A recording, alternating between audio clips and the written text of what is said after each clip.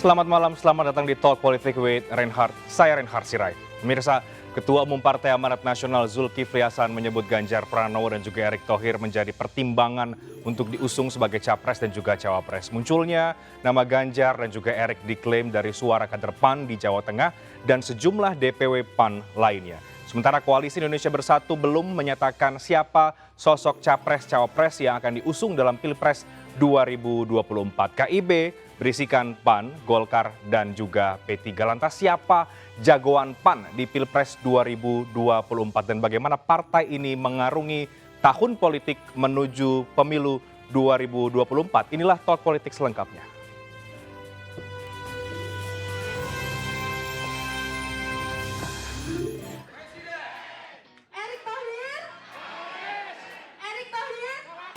Teriakan Ganjar Presiden, Erick Thohir Wakil Presiden menggema di Semarang, Jawa Tengah. Dalam acara tersebut, DPW PAN juga tengah merekomendasikan duet Gubernur Jawa Tengah Ganjar Pranowo dan Menteri BUMN Erick Thohir untuk diusung sebagai calon presiden dan wakil presiden dari PAN. Ketua Umum PAN Zulkifli Hasan sempat menyinggung soal pemimpin berambut putih dan kerutan di wajah.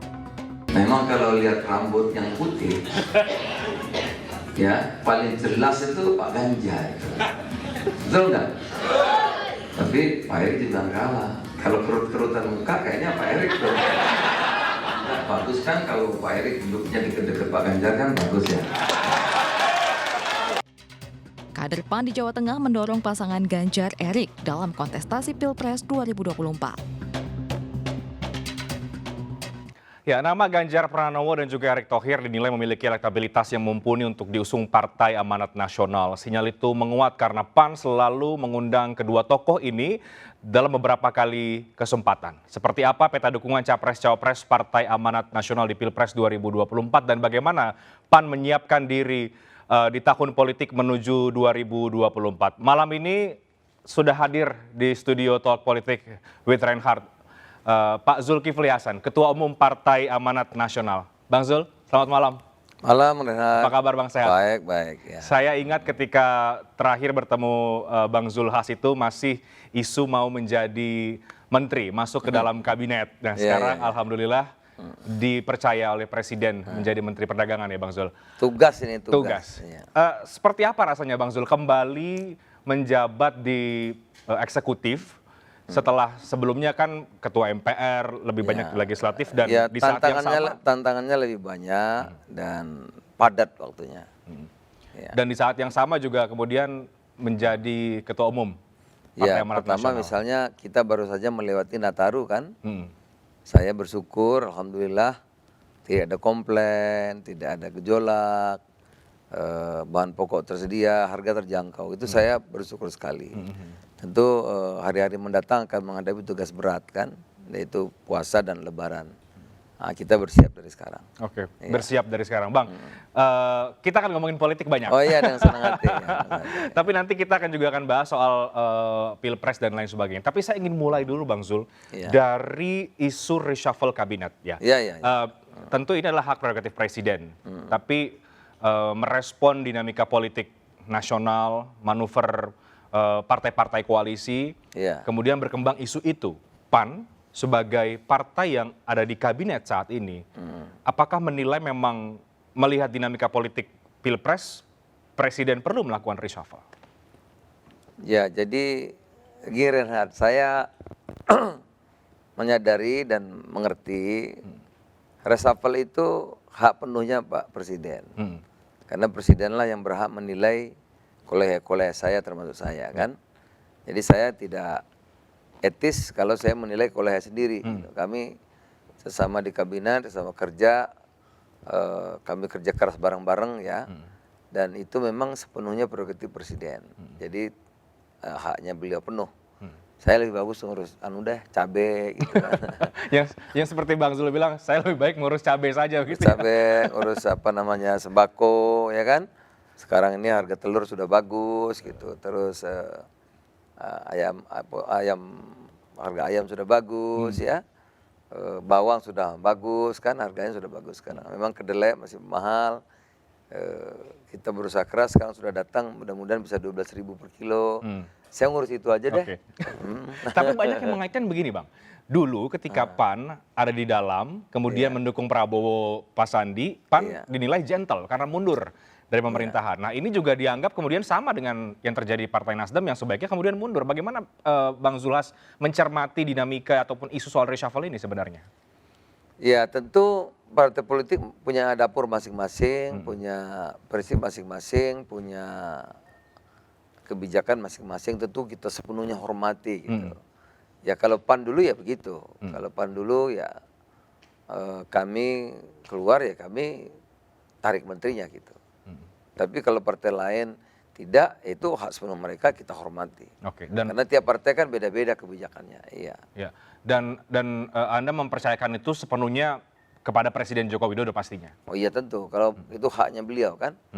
Kan yang menilai kabinetnya itu kan dalam demokrasi itu kan yang berkuasa rakyat, yang berdaulat itu rakyat kan. Nah rakyat ini nggak bisa jadi presiden semua kan. Maka milih. Setelah milih terpilih Pak Jokowi, maka kedaulatan pindah. Kedaulatan ada di Pak Jokowi sebagai presiden, eksekutif, sebagai juga kepala negara. Jadi beliau itu cermin kedaulatan rakyat karena dipilih, elected terpilih. Jadi kepala pemerintahan juga kepala negara gitu. Nah presiden nggak bisa kerja sendiri kan, maka dia mencari pembantu-pembantunya. Saya di bidang perdagangan, ada di bidang-bidang lain. Jadi kami ini disebut pembantu presiden. Jadi yang punya kuasa kedaulatan itu presiden. Sebagian kewenangan presiden diberikan kepada kita di bidangnya masing-masing. Oleh karena itu menteri itu namanya pembantu. Kita tidak punya hak untuk kebijakan mengenai reshuffle, mengangkat kementerian, karena kita adalah pembantu presiden, itu hak penuhnya beliau. Gitu.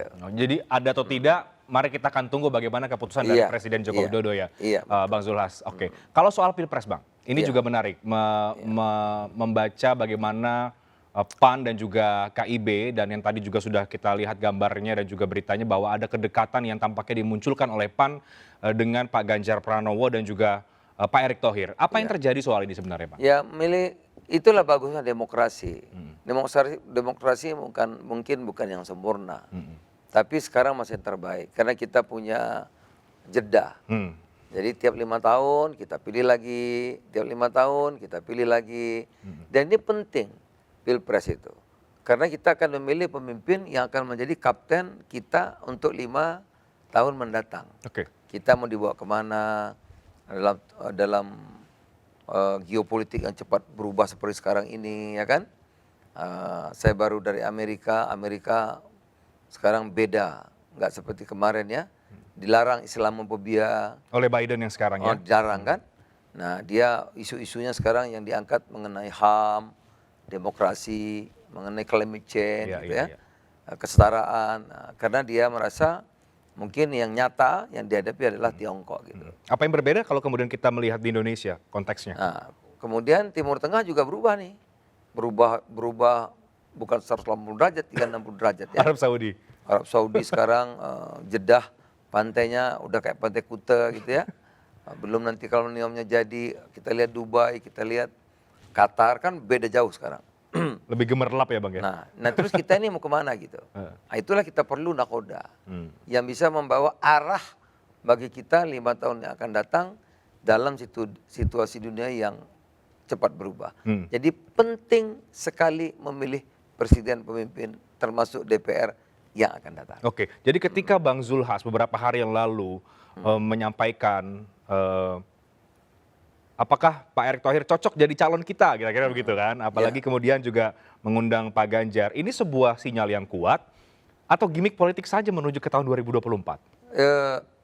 Begini, pertama kita gagas namanya KIB. KIB itu Koalisi Indonesia Bersatu. Kenapa? Setelah 2 kali pemilu terakhir, ya Pilpres terakhir 2 kali, calonnya 2. Ya. Sampai hari ini residunya nggak selesai. Ya, ada cebong, ada kampret lah, macam-macam, tidak produktif dan polusi, memberikan polusi, ya, memecah belah, manfaatnya nggak ada dan tidak produktif gitu. Nah oleh karena itu kita coba menggagas agar ada nanti kandidat tuh 3 kalau bisa. Maka lahirlah Koalisi Indonesia Bersatu KIB. Satu itu. Agar nggak langsung tengkar gitu. Yang kedua, kita ingin menggeser nih Reinhard. Pertengkaran-pertengkaran yang tidak produktif menjadi pertengkaran yang seharusnya dan produktif. Oke. Kalau kemarin pertengkaran cebong kampret lah soal suku, agama dan lain-lain, karena itu cepat sekali membakar emosi, ya. Jadi istilahnya itu jangan sampai pemilu ini kita terus memelihara kemarahan, kita rugi sendiri kan. Nah boleh kemarahan, pertengkaran itu kita geser, pertengkaran di pemikiran, kita mau dibawa kemana? Bagaimana konsep ekonomi kita menghadapi dunia yang berubah cepat. Bagaimana sikap kita terhadap perubahan lingkungan, climate change, ya, yang sekarang sudah menjadi concern dunia. Gitu. Nah, bagaimana mengenai program-program kita, isu-isu kita mengenai keadilan, kesetaraan. Sebagaimana cita-cita Indonesia Merdeka, adil bagi seluruh rakyat Indonesia itu. Nah itu yang kita bangun. Bagaimana pemilu kita, demokrasi kita hari ini, apakah sudah sempurna? Sekarang, apa yang kita perlu perbaiki? Ya, nah, sekarang misalnya, sekarang ini rame, pilpresnya nanti, tapi sekarang sudah ribut capres-capres kan? Nah, bahkan ada yang tadi isu reshuffle karena misalnya partai politik mendukung capres padahal sudah diatur oleh agenda pilpresnya nanti. Nah ini apakah ini sudah betul?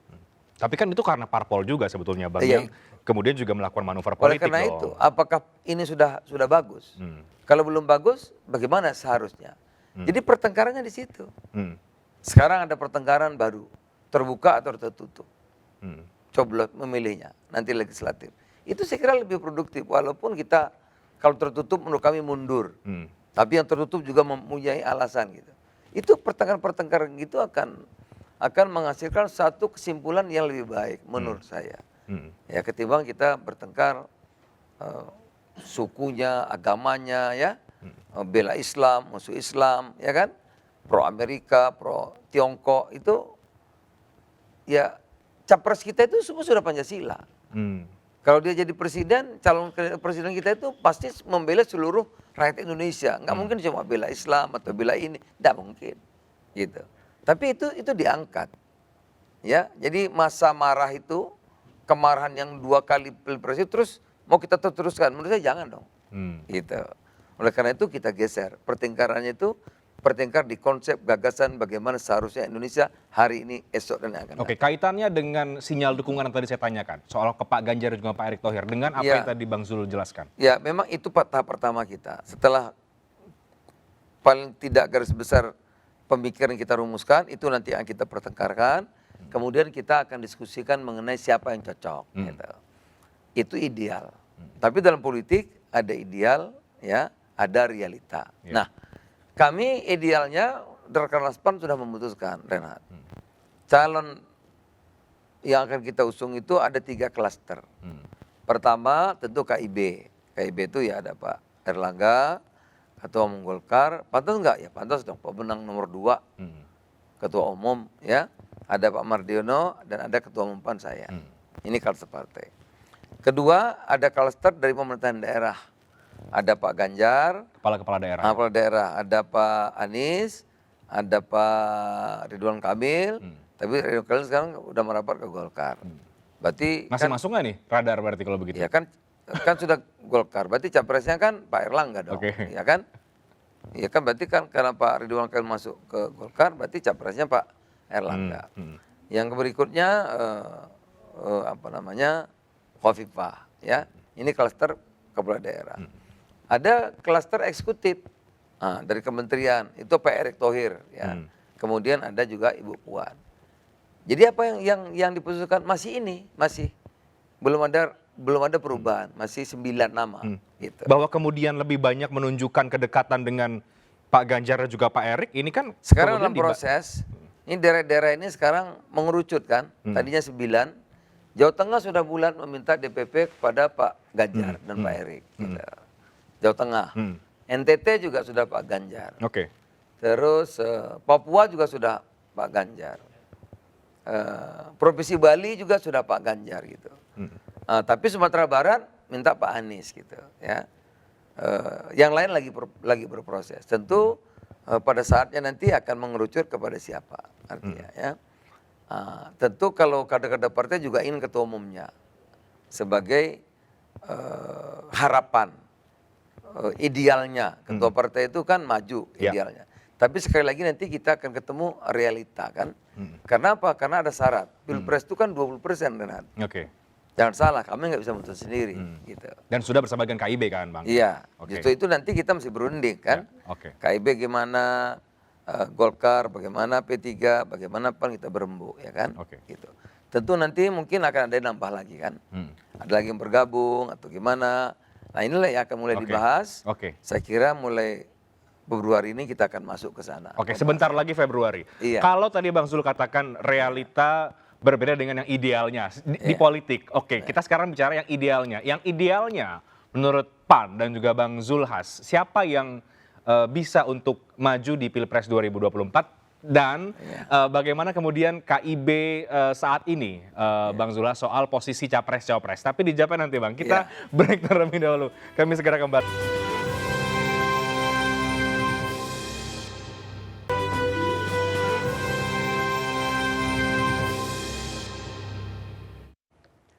Saya masih bersama dengan Pak Zulkifli Hasan, Ketua Umum Partai Amanat Nasional. Bang Zulhas, yang ideal dan yang realita dalam politik. Tadi itu gambaran yang disampaikan oleh Bang Zulhas. Kita nanti bicara soal yang realita. Yang idealnya dulu menurut Bang Zulhas seperti apa? Idealnya dalam demokrasi itu partai politik kan pilarnya demokrasi. Ya. Oleh karena itu mestinya partai politik menyiapkan kader-kadernya itu untuk menjadi pemimpin-pemimpin mulai dari kabupaten, provinsi, kota, sampai nasional. Jadi idealnya itu pemimpin itu yang terlatih itu mestinya dari pimpinan-pimpinan partai politik. Gitu. Itu ideal. Ya. Hanya memang kita ini kan ya tadi itu ada ideal tapi ada realita kan. Dan memang untuk mencari yang ideal itu kadang-kadang tidak mudah gitu. Ya tentu ideal tetap tapi kita kelihatan nanti. Inilah yang mesti kita sempurnakan. Kita sempurnakan menurut saya. Kita menawarkan konsep gagasan agar demokrasi kita ini tidak transaksional. Ya. Karena kita ingin ideal, tapi kalau aturannya transaksional itu bagaimana? Gitu. Kan demokrasi itu gini Rehan. Demokrasi ini ya kuncinya itu kan tidak hanya sekedar prosesnya kan. Oh pemilu 5 tahun, pilpres 5 tahun. Ya itu iya gitu. Tapi kan lanjutannya. Karena kuncinya demokrasi itu akan sukses kalau dia ada value, nilai, etik. Gitu. Tidak hanya pemilunya. Ini pemilu tercatat benar tidak, jujur tidak, adil tidak. Ya partai politiknya akan berkembang dengan baik, terpilih dengan baik.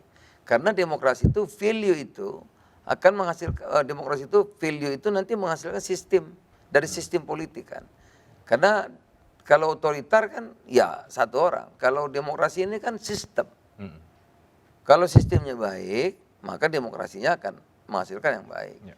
Nah sistem yang baik itu akan dihasilkan oleh undang-undang yang baik. Muter ini. Undang-undang yang baik kalau dihasilkan oleh anggota legislatif dan pemerintahan yang juga negarawan. Gitu, ya kan? Ini akan dihasilkan kalau partai politiknya pengkaderannya baik. Kan gitu. Ini muter. Ya, Bang Zul, Anda mau katakan idealnya ketum parpol adalah capres, tapi fakta politiknya, realitanya, realita politiknya ketum parpol tampaknya belum begitu dilirik oleh masyarakat. Kalah bersaing paling enggak. Iya, kalah kan? Nah, ya kalau kita lihat sekarang coba survei kan kalah kan. Gitu. Padahal banyak juga loh Bang, ketum-ketum atau parpol-parpol itu yang agak menyampingkan survei katanya. Jadi memilih capres bukan dari survei gitu. Bisa juga karena misalnya ketua umum parpol ini kan kerjaannya kan bayangin ngurusin partainya kan juga. Nah, yang tidak ngurusin partai kan bisa pencitraan, kan bisa juga begitu. Gitu. Oke. Nah kalau kembali ke ketua umum parpol ini kalah pintar ya belum tentu juga. Gitu.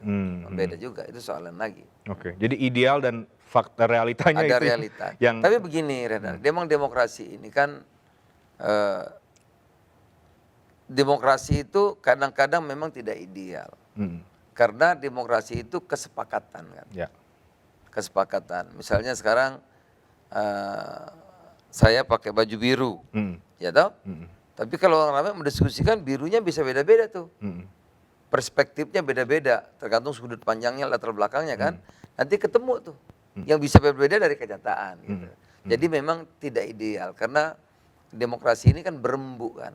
Berembuk, hasil kesepakatan bersama, itu kira-kira intinya. Oke, jadi kalau kita kembali ke pertanyaan dari dialog kita pada malam hari ini, Iya. siapa Pilpres 2024 PAN usung siapa? Iya. Jawaban Bang Zul apa? Masih 9, belum putus. Walaupun tadi NTT, Jawa Tengah, kemudian Papua, kemudian sebagian Indonesia Timur, ya, Provinsi Bali itu sudah memutuskan agar DPP mengusung Ganjar. Tapi Sumatera Barat, Aceh, agar PAN mendukung Anies gitu. Nah nanti pada saatnya tentu kita akan putusan, dan itu kan diserahkan kepada Rakernas yang lalu untuk menyimpulkan dan berkomunikasi dengan pihak manapun, diserahkan kepada Ketua Umum saya. Kalau kemudian publik membacanya belum diumumkan, tapi dilihat dari geliat-geliatnya ke Pak Ganjar atau ke Pak Erick Thohir, tanggapan Bang Zulhas bagaimana? Boleh, nggak apa-apa, boleh aja, silakan. Ada sinyal itu open bisa ke sini, boleh. Tidak apa-apa, karena memang sudah beberapa daerah nyampaikan itu. Gitu. Oke, KIB, Bang Zulhas. Karena kita bicara soal KIB, karena PAN menjadi bagian dari KIB. KIB adalah koalisi yang sekarang sudah punya tiket ya, Bang ya, untuk Ya, bisa ini mengumumkan. sekali lagi, kita memang bertahap. Pertama kita koalisi cukup dulu. Karena sekarang kalau mendukung capres nggak, saya PAN, saya mengusung capres kan nggak bisa. Karena syaratnya 20%. Gitu. Saya nggak mungkin. Oleh karena itu kita harus punya tiket dulu. Nah koalisi yang cukup tiketnya itu sekarang KIB. Ya. Golkar, PAN, P3 udah cukup udah. Udah bisa perahunya untuk mengusung capres dan cawapres. Gitu. Setelah itu kita kan bikin konsep. Ya, apa yang harus dilakukan kalau nanti presiden kita ini terpilih, dia mesti ngerjakan apa. Nah itu sudah jadi juga udah kita buat. Gitu. Nah oleh karena itu tahap ketiga ini kita akan coba tentu akan mendiskusikan soal capres pada perguruan tinggi seperti apa. Gitu. Tapi ini kan sudah lama Bang terbentuknya, beberapa bulan terakhir. Oke, pertemuan pertama, pertemuan kedua, membahas visi misi apa segala macam. Tapi capres-cawapresnya ini yang belum diumumkan. Ini apakah belum menemukan konsensus atau masih wait and see melihat partai-partai yang lain? Ya memang presiden itu chapter terakhir kan. Kan masih lama nanti, Oktober kan. Ya kan kita tergesa-gesa juga terus berapa. Matangkan dulu yang mau dikerjakan apa, programnya apa, gagasannya kayak apa. Kita berunding dengan kepala dingin kan. Lihat perkembangan, kesempatan. Lihat juga tokoh-tokohnya biar teruji. Kan masih lama. Kalau kita ngomongkan sekarang terus apa juga. Kan nggak bisa kampanye juga, belum kan. Gitu. Jadi memang belum waktunya sebetulnya. Meskipun Pak Erlangga dari Golkar tetap mau menyatakan diri maju dan mungkin juga Bang Zulhas dan lain sebagainya. Ketum-ketum parpol KIB ini punya peluang juga untuk maju sebenarnya Bang. Oh iyalah, iya dong. Pak Erlangga kan pemenang partai nomor 2, masa nggak ada peluang? Peluangnya besar. Kembali ke ideal dan fakta tadi bagaimana? Kalau kemudian makanya Februari kita mulai nanti pembicaraan ya. Saya kira begitu. Oke, Februari artinya kita akan melihat itu Februari akan diumumkan atau itu masih belum? Pembicaraan masih panjang ini, masih panjang. Oke. Iya, masih panjang. Kan kita juga, saya juga kan tadi baru beberapa wilayah kan. Ada Sumatera Barat beda, misalnya ada. Sekarang sudah mengucur beberapa sih. Apakah KIB juga menunggu bagaimana keputusan partai lain, Bang Zulhas? Oh ya tentu. Misalnya PDI Perjuangan sebagai partai pemenang pemilu yang punya tiket juga. Ya tentu kita juga lihat seperti apa. Kan ini kan partainya itu aja kan. Kalau ditarik sini kan juga sini bisa nggak dapat, sini bisa dapat gitu kan. Kan cuma itu kan. Partainya baru 9. 9. Ya kan. Syaratnya 20%. Mungkin kandidatnya 3. Yang paling banyak 4 kan. Jadi kan pasti tarik menarik gitu. Oleh karena itu ini nggak bisa KIB menyelesaikan dirinya sendiri. Wah ini kalau nggak cukup kan berarti ke kita juga. Kan gitu. Oleh karena itu perlu momentum yang tepat. Momentum yang tepat. Iya. Beberapa waktu yang lalu di pertemuan KIB juga dilempar sinyal bahwa akan ada partai yang bergabung. Warnanya macam-macam lah begitu ya. Iya. Sejauh mana soal itu, Bang? Ya ini nanti kalau dia cuma 2, ya tentu akan banyak. Kalau kandidatnya 2 akan banyak yang bergabung. Kalau kandidatnya 3, ya ada juga tambahan yang bergabung kita. Itu. Yang mana? Ya tentu lihat perkembangan. Ya. Oke. Ya kan memang harus sabar kan dalam politik itu. Iya. Banyak juga yang membaca bahwa ada isu PDIP akan bergabung ke KIB dan lain sebagainya. Apakah itu benar, Bang Zulhas? Dalam politik kan sebelum hari H daftar, semua mungkin. Tidak ada yang tidak mungkin kan. Nah, sebagai contoh kemarin waktu Pilpres kan, bagaimana 30 menit terakhir Pak Ma'ruf menjadi wapres kan. Iya. Kan 30 menit aja. Sebelum deklarasi. Nah, sebelum pendaftaran. Iya, sebelum Gitu, pendaftaran. ya dalam politik begitu. Kemudian Pak Sandi juga Enggak ada malam-malam. enggak ada yang pasti begini belum tentu. Oke. Iya. Oke. 2024 menurut pandangan Anda, Bang Zulhasnya kan politisi senior ya. Artinya ketidakpastian dalam politik itu sangat tinggi nanti. Enggak. Saya kira 2023 akan lebih baik daripada 2024 akan lebih baik daripada 2019. Mengapa Bang Zulhas mengatakan demikian? Oh, pasti, karena kita 2014, 2019 sudah mengalami peristiwa paling buruk. Ya, segala macam isu sudah kita lewati. Segala macam yang nggak mungkin, yang nggak layak sudah kita lewati. Oleh karena itu saya percaya 2024 akan akan lebih baik daripada 2015 dan 2019. Oke. Iya. Bang, KIB ini sebenarnya pembahasan yang sudah tentu lama ya. KIB seringkali dikaitkan bahwa ini adalah koalisi bentukannya Pak Jokowi, sekoci buat Pak Ganjar dan lain sebagainya. Banyak yang melihat juga bahwa Pak Jokowi punya preferensi politik kali ini di Pilpres 2024. Apakah KIB akan mengikuti preferensi politik dari Presiden? Orang dalam demokrasi kan nilainya macam-macam boleh aja. Nah, tapi saya sampaikan KIB itu bahkan sampai terbentuk KIB Pak Jokowi belum tahu. Ya kan? Setelah terjadi baru Pak Erlangga sama Pak Harso lapor. Gitu. Jadi belum. Saya tanya Pak Erlangga, Pak Harso kok belum lapor? Ya nanti kalau belum lapor kita nggak boleh. Jadi kita bekerja dulu nanti baru lapor. Baru lapor. Ya, jadi kalau Pak Jokowi dikatakan ngatur enggak. Dan memang kadang-kadang ya tapi itu hak publik ya. Apapun selalu dikaitkan nih Pak Jokowi nih gitu. Partai nggak lolos Pak Jokowi nih gitu. Nanti koalisi Pak Jokowi ini, nanti kalau capres nggak bisa maju Pak Jokowi ini, ya itulah risiko sebagai kepala negara saya kira presidennya. Tapi sejatinya tidak begitu. Oke. Jadi preferensi politik Pak Jokowi tidak akan berpengaruh terhadap capres-cawapres pilihan dari KIB? Oh tentu pengaruh dong, presiden gimana? Iya kan kita juga punya pertimbangan kan, gitu. Tentu dong.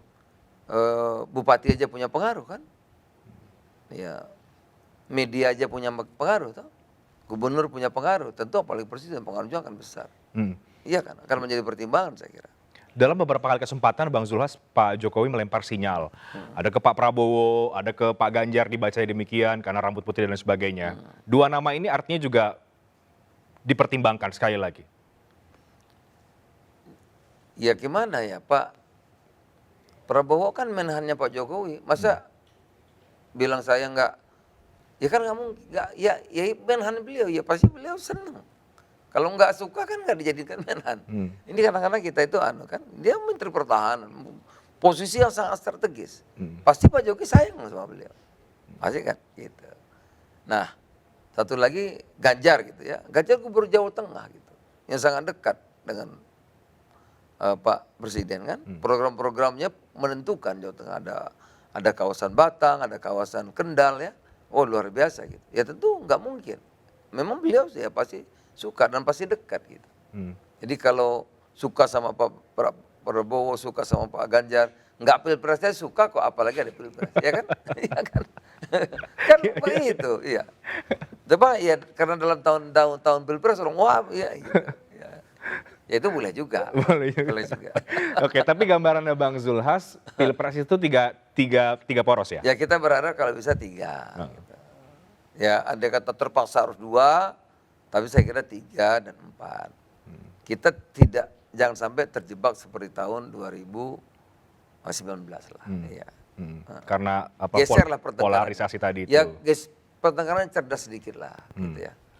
Sehingga produktif dan berguna untuk bangsa dan negara, gitu ya. Oke. Kita kan mau jadi negara maju pada 2045 kan? Nah, masa pertengkarannya yang sudah kelar tahun 45 kita pertengkar lagi sekarang. Tahun 45 udah kelar tuh.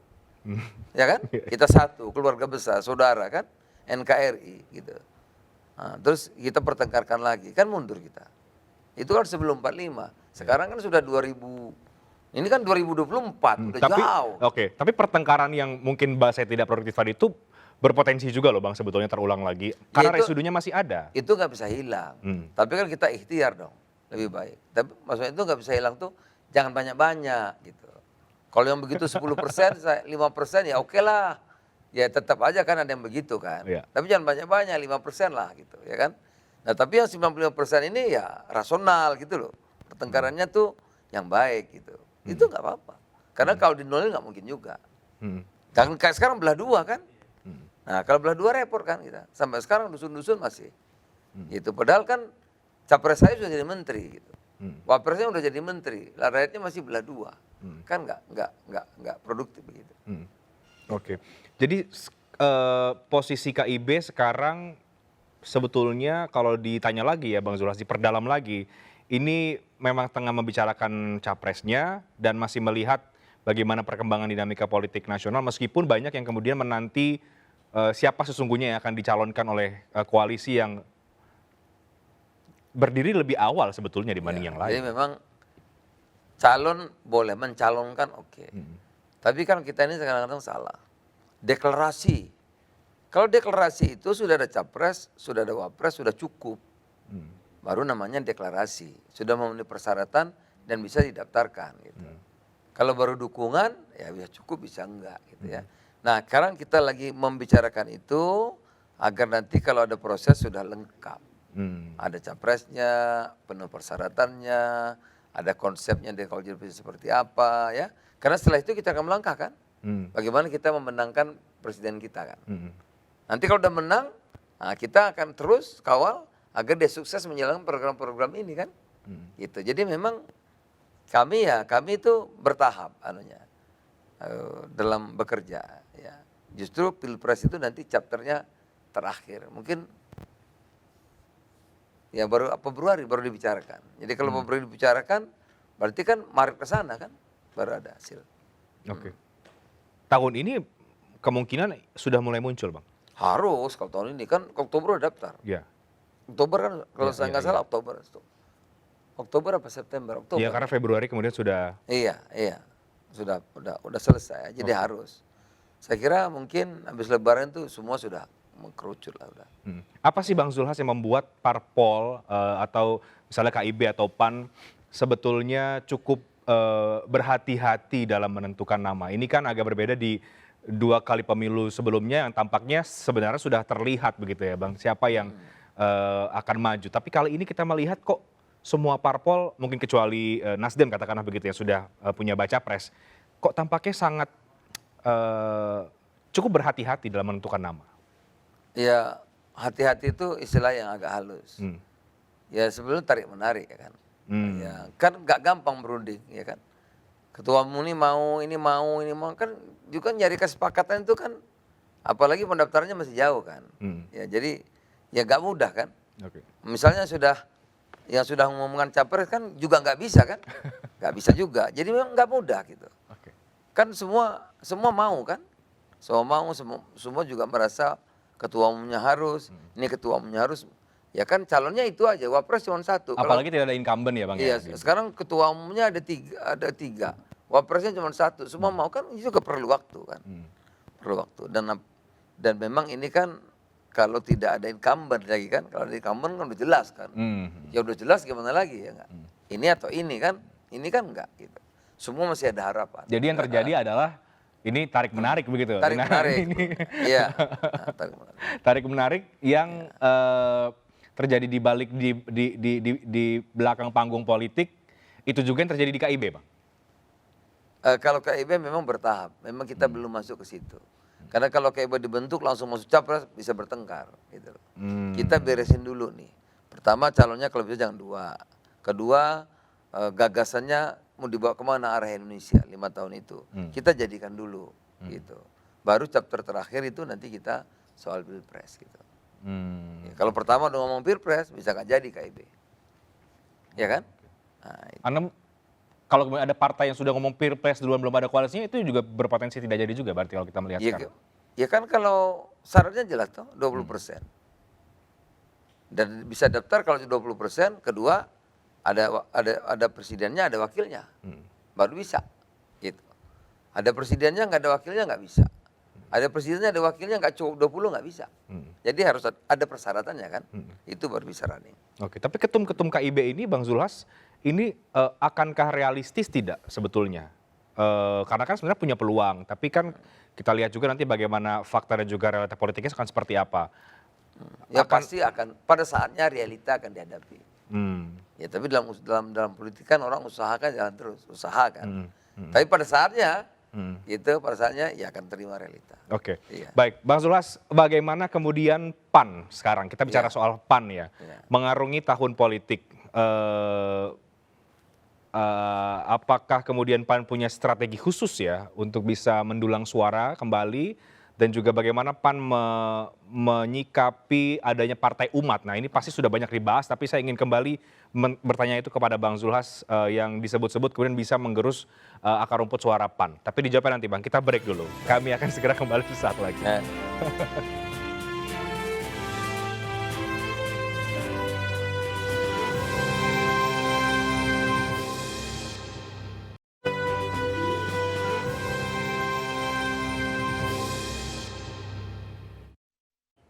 Anda kembali di Talk Politik with Reinhardt, tadi dengan Ketua Umum PAN, Bang Zulkifli Hasan. Bang Zulhas, kita sudah banyak membahas soal capres, ya Bang, cawapres, koalisi, yang kita belum tahu ternyata siapa yang akan diusung oleh PAN sebenarnya, tapi mungkin publik sudah mulai membaca-baca kemana arah dukungan itu akan diberikan. Sekarang soal PAN sendiri, Bang Zulhas, yang di 2024 nanti kembali akan bertarung di Pileg, tapi di saat yang sama kita tahu bahwa ada partai umat yang disebut-sebut ini bisa menggerus suaranya PAN. Sebetulnya Bang Zulhas sudah mengatakan berbeda begitu ya kira-kira ya.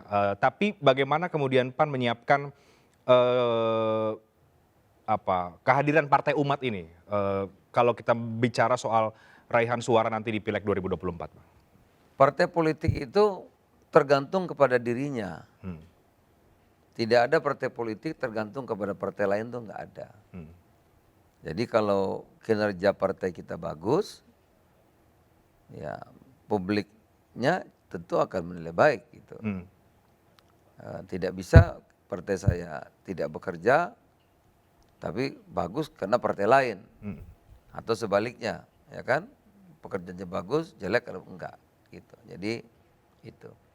Tapi apapun tentu ada partai umat, ada Pak Amin ya, meninggalkan PAN berkurang, ya mestilah, nggak mungkin tidak. Pak Amin ada pengikutnya, ya. Tapi juga kita bertambah banyak, gitu. Dulu saya di Tapal Kuda itu nggak bisa masuk, sekarang diterima Tapal Kuda, pondok-pondok. Bahkan caleg-caleg kita banyak Gus sekarang. Pondok-pondok yang ratusan tahun ternama sekarang tidak ada barrier. Saya lancar gitu ya, bisa punya kandidat dari mereka juga bagus sekali.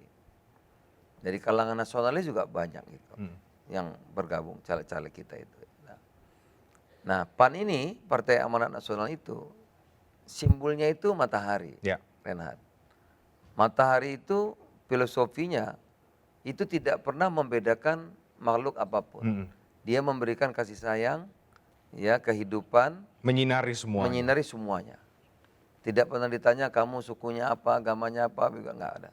Ya terpenting cita-cita kita sama, ingin membawa Indonesia maju melalui persatuan yang kokoh, sehingga kita bisa maju secara rasional, dan itulah tujuan kita, adil bagi seluruh rakyat Indonesia. Nah di PAN siapapun berhak untuk menjadi apapun tergantung prestasi dan kompetensinya. Nah, ini Partai Amanat Nasional. Sementara yang satu lagi kan Partai Islam, tentu beda gitu ya. Kita inklusif terbuka. Bahwa kemudian Partai Umat disebut bisa menarik putra-putrinya Pak Amin yang sekarang ada di PAN? Ya nggak apa-apa kan. Kan satu beda jelas. Kalau kan saya bilang Kalau dibilang nggak ada yang keluar ya pasti ada, ada. Cuman tambah saya banyak gitu. Tadi saya katakan, saya diterima di NTT, saya terima di Tapal Kuda, kayak terima saya gitu ya. Basis-basis Nahdlatul Ulama, dan PBNU dan lain-lain. Saya Matalau Anwar, yang di Banten ya, itu yang di Rembang itu sekarang luar biasa. Sambutannya kepada Partai Amanat Nasional itu luar biasa. Bahkan di Jawa Timur kadang-kadang diplesetkan. Wah PAN sekarang ya, Partai Anak Nahdien ya. Gitu. Jadi kadang-kadang sampai begitu. Jadi karena apa namanya tuh marketnya lebih luas kan. Ya. Partai Anak Nahdien. Kalau di Jawa Timur disingkatin begitu. Biasanya kan Partai Artis Nasional, Bang. Nah, ada juga yang mau. Karena ada artis-artis yang kemudian gabung, itu masih jadi bagian dari strategi juga. PAN tuh begini, sebagai filosofi kita Matahari tadi, kita tidak pernah membeda-bedakan. Apakah dia itu artis, apakah dia itu dari birokrat, apakah dia akademisi, apakah teman-teman dari media ya, yang birokratnya wartawan, ataukah dia TNI Polri, sama saja. Mereka sama. Kita tidak pernah membedakan. Yang penting basisnya adalah kompetensi dan kinerjanya. Gitu. Dia sanggup, dia bisa, dia bagus, bisa jadi apapun di PAN. Nah, itu. Oke. Tidak harus karena pangkatnya, karena enggak. Siapa saja. Saya ini kan backgroundnya. Dulu ketua umum PAN tuh Susno Bakhir, ya. Orang biasa-biasa juga. Pak Hatta juga gitu ya, pengusaha juga gitu, bisa ya. Saya juga begitu gitu. Jadi di PAN tuh kita ada kesetaraan. Gitu. Oleh karena itu di Partai Amanat Nasional ada artis, ada kemarin 27 lebih TNI masuk gitu, mendaftar caleg di kita gitu. Itu oke semua. Ada yang TNI, ada yang polisi kan, ada yang dari akademisi gitu, macam-macam backgroundnya. Iya. Oke. Jadi Anda meyakini bahwa PAN siap berkompetisi dengan siapapun, termasuk juga dengan Partai Umat besutannya Pak Amin Rais? Ya tentu yang berat itu kita bukan berat ya, justru kompetitor kita tuh yang besar dong. Ya kan, yang PDI Perjuangan, Golkar, tentu Gerindra dan lain-lain. Itu yang kita mau kejar kan. Itu. Ada ini tidak Pak, di Pileg 2024 ini ada tidak sesuatu yang khusus atau strategi khusus yang disiapkan oleh PAN agar bisa mendongkrak suara? Karena tentu. Survei juga kan mengatakan tidak lolos dan lain sebagainya. Ya kalau survei itu biasa. Kalau ada 2 survei saya nggak usah sebut, itu pasti Perindo nomor 1 kan. Karena mungkin temannya Perindo gitu. Mungkin ya. Bahkan Perindo bisa ngalahkan Nasdem, ngalahkan Demokrat, ngalahkan semuanya gitu. Tapi survei-survei yang lain ya kami angkanya 4,1, 4,2, 3,9 gitu. Nah, tentu yang baik atau yang tidak itu buat kita masukan. Karena paling penting sekali lagi kinerja partai itu sendiri gitu. Nah, apa yang harus kita lakukan strategi khusus ya tidak ada yang khusus sebetulnya. Karena partai politik lain juga melakukan hal yang sama. Nah, tentu ada istilahnya itu pembenahan internal agar menjadi solid, kokoh dan kuat, tangguh. Ya, struktur partai itu diperkuat betul agar menjadi tangguh. Yang kedua tentu soal serang udara media. Ya, itu juga diperlukan. Ya. Juga tentu dengan kualitas caleg-calegnya. Kemudian narasi-narasi yang dibangun. Pendek kata semua ini kita lakukan total football. Kalau main bola itu total, secara total ya kita kerjakan. Tentu pada akhirnya nanti publik akan menilai seperti apa. Nah, oleh karena itu kami meyakini kita akan tembus 2024 ini mudah-mudahan dukungan dan doanya Reinhard. Mudah-mudahan PAN bisa 2 digit pada pemilu 2024 mendatang. Oke, Bang Zulas kembali ke soal capres-cawapres. Ini kita kembali lagi nih ke soal itu karena itu yang kemudian juga sekarang masih menarik sekali untuk diperbincangkan. Ketika kemarin di Medan, nah ini kan juga ramai nih Bang. Bang Zulas juga langsung tersenyum kemudian mengingat itu. Ada 2 menteri yang hadir, ini capres-cawapres gitu. Ada Pak Erick Thohir, ada Bang Zulas juga di sana. Iya, memang saya ngajak. Apa maksud dari pernyataan itu sebetulnya Bang? Kan Pak Erick salah satu yang muncul dan teman-teman di daerah ini kedekatan Pak Erick itu juga karena komunikasinya, ya intent pertemuan, ya ada beberapa yang sudah sangat dekat seperti Sumatera Utara, Provinsi Lampung, Pak Erik dari Lampung, saya juga dari Lampung ya. Nah itu ada kedekatan-kedekatan. Ya, tentu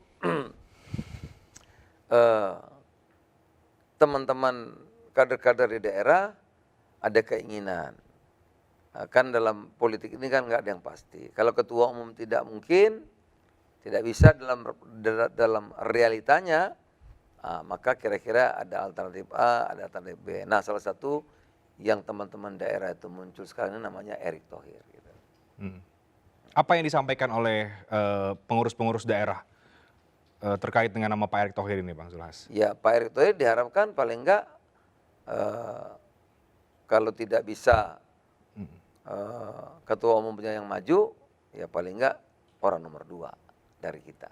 Kira-kira itu. Permintaan teman-teman dari daerah, khususnya Sumatera. Karena Pak Erick ini kan dari Sumatera kan, dari Lampung. Lampung sudah minta, Sumatera Utara juga minta, gitu. Itu yang.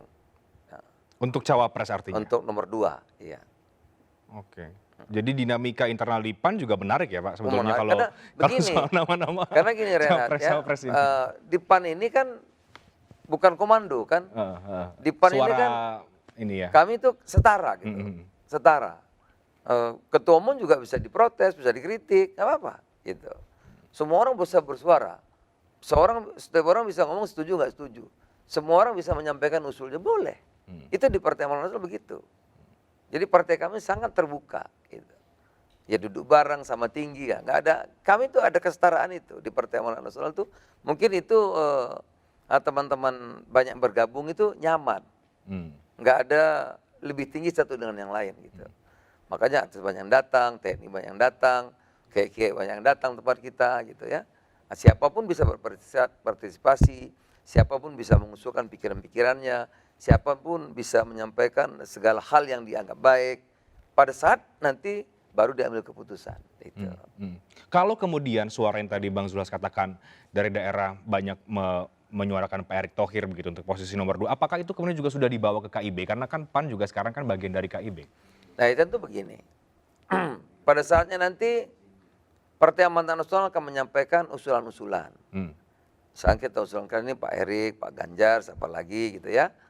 Zulkifli Hasan, terus apa lagi nanti. Tentu di sana juga akan nyampaikan berunding kan. Ya berundingnya tidak mudah pasti kan. Gitu. Ya itu nanti kalau ketemu 10 nama, lama-lama tinggal 6, lama-lama tinggal 4. Ya kan? Nah, lama-lama kan bisa 2 gitu loh. Kan katanya sudah mengerucut Bang, artinya sekarang namanya sudah berapa sebetulnya yang dipegang oleh KIB? Baru kita kan, tapi yang lain kan beda lagi gitu. Tentu Golkar maunya Pak Erlangga kan gitu. P3 juga tentu juga punya gitu. Ya tentu nanti kan berembuk. Apakah satu hari kelar? Ya betul tentu panjang itu prosesnya. Ingat sekali lagi Pak Ma'ruf kan setengah jam terakhir baru dapat kesimpulan. Gitu.